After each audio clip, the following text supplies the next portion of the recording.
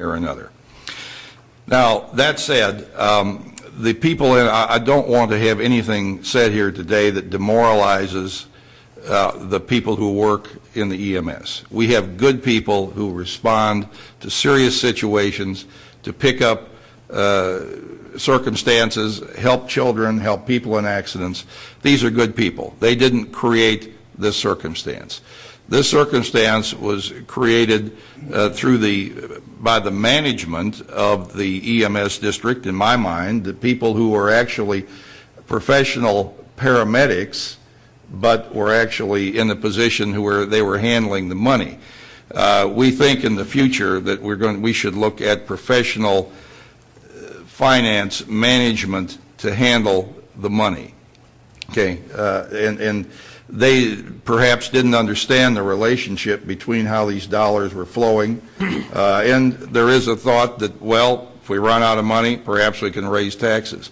We don't want to raise taxes in this community. This is not the right time, not the right place to ask anybody to put out any additional money that is not absolutely necessary to move forward.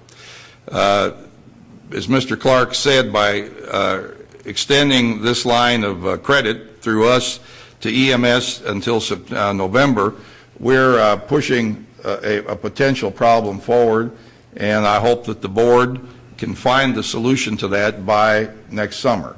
It may wind up being a reduction in personnel. Personnel obviously costs money. We don't want to lay people off, but it may come to that. The ambulance taxing district, the way they deliver services is being reconfigured right now to be able to operate with fewer individuals. Some people within the service there believe that that's putting the community at risk. We don't think that's the case. We certainly are not intending that to be the case, and it's a subjective matter. Time will tell. But each ambulance is supposed to have a paramedic and an EMT person on it at the location it arrives. That's the goal. Sometimes it can't always happen that way because people call in sick, absences, things happen, personnel. They have 70 people working there, and but they cover 365 days, 7 days a week. There are 4 locations for this service now established around the county, and those 4 locations are spread out so that an ambulance can respond quickly to any part of the county. Now, if one is responding from North Oldham and there's a second call in North Oldham, obviously an ambulance will have to come from another part of the county. But they're dealing with unknown circumstances that evolve service-wise until they're presented. So I don't want anyone to feel that our people aren't doing a good job, because I feel our people are doing an excellent job. And even those that disagree with me on how this service is being approached, I still respect the effort that they're trying to make and put forward and their point of view. But the numbers are the numbers, and the numbers are not squaring up.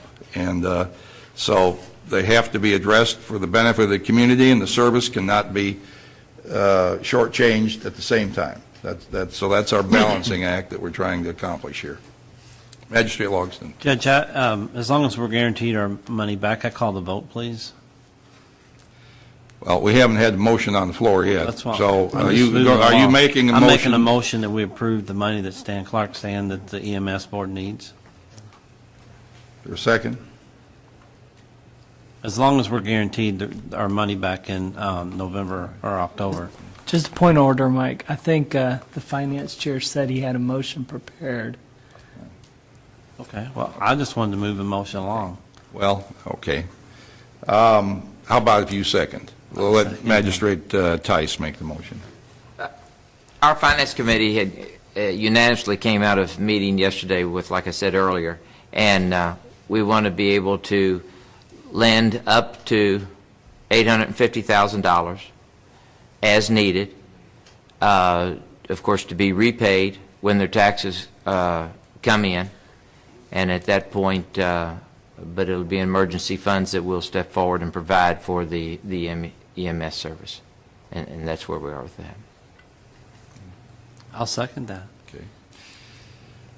Moved and seconded that the fiscal court extend $850,000 as needed over between now and November, let's say November, Mid-November. mid-November. Discussion? And- Magistrate Greenwell. My other statement was going to be, as obvious with the situation that we've now become aware of, is as we go through the next series of months and into the first part of next year, we will be staying close with Stan and where the EMS are, and as we progress, hopefully this won't happen again next year. If it does, we'll have to address it, but it won't be on an emergency basis. We'll be able to see what the trends are, where we're going, and what's happening. So I just want to make that statement part.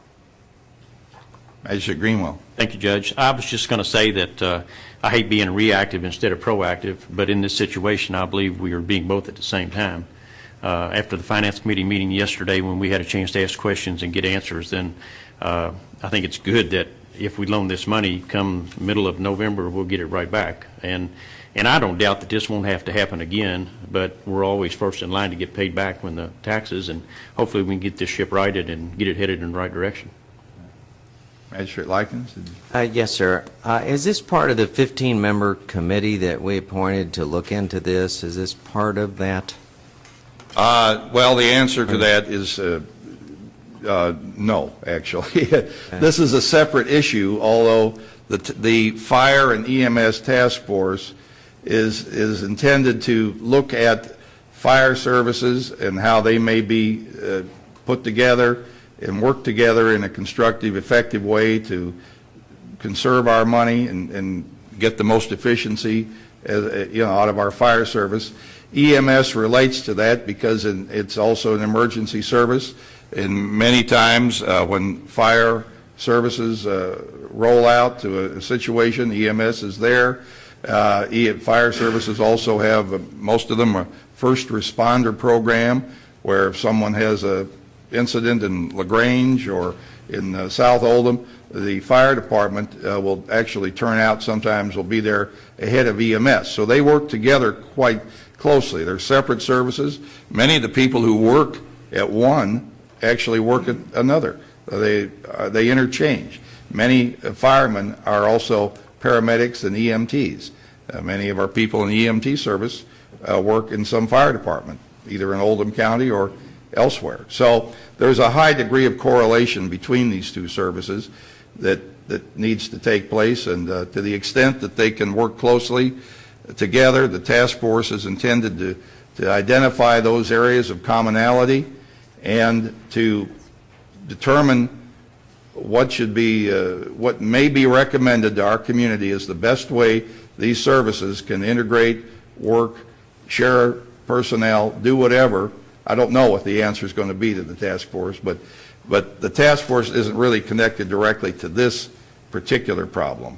This is something that's become apparent in the last, really since June, since Mr. Clark took over the books at the EMS. That answer? Thank you. Okay, thanks. Magistrate Eldridge. Mr. Clark, just as a point of order, it looks like you've had two major expenses this year. One was the building at Correct. 175, and the second was an ambulance at. Yeah, as I pointed out, no ambulances have been bought since 2009, and the early on, I don't know, March, April meeting, it came to the board that the poor condition of our fleet, the fact that we were jeopardizing our service by having so many ambulances broken down that we couldn't even put 5 out if we wanted to. In a situation the board obviously said we can't have. And we went to what they called a remount program, where you basically move the box onto a new chassis and stuff. And it's something you can do 2 or 3 times, and it's less expensive. It's the cost of about $85,000 versus a new ambulance runs about $180,000. In that process, we discovered a demo ambulance, a few thousand miles on it kind of thing, that could be purchased for $130,000. Okay, so we thought, and we had the need for it, and so that ambulance is the $130,000, which we felt like was a savings. thing. And then at the same time, the building we've discussed. And the board at the time those two purchases were being made felt like we probably would have to finance that, not realizing that we weren't even covering day-to-day operations on an annual basis, and then the timing of revenues as well. The thing is, we do have an ambulance out for remount as we speak. We have an $85,000 bill that hopefully the timing of that will be November when we pay for that. We actually have the need for another remount, and that's part of our planning. We've got that on hold. But again, personally, I feel like the ambulance taxing district, the number one asset that they should have ready to roll is the ambulances. That we should not ever see an ambulance not responding because it's on a tow hook. So, But it sounds like even if you had financed long-term, the building and this ambulance, you'd still be $500,000 down. yeah, 300,000 is what we inconsequential. spent. So we would still be 550, over $500,000 down, exceeding the current line of credit at the bank. So, and in all honesty, there's already been one time if we hadn't had that new ambulance in the thing with the extreme heat we had, and these ambulances are idling and going and the heat and stuff. We've had several air conditioning and problems. You say, well, you can drive them without air conditioning. No, you can't. I'm talking about the back of the ambulance needs to stay. You can't put an emergency victim in a 100-degree box and take them to the hospital. So you have to fix the air conditioning. Thank you.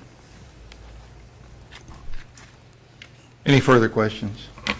All right, the motion is to approve the loan to the ambulance taxing district, the credit for $850,000 until mid to late November, depending on the timing of the tax payment from the sheriff. As needed. As needed, right, as needed. And all in favor, please say aye. Aye. Opposed? Abstentions? So moved.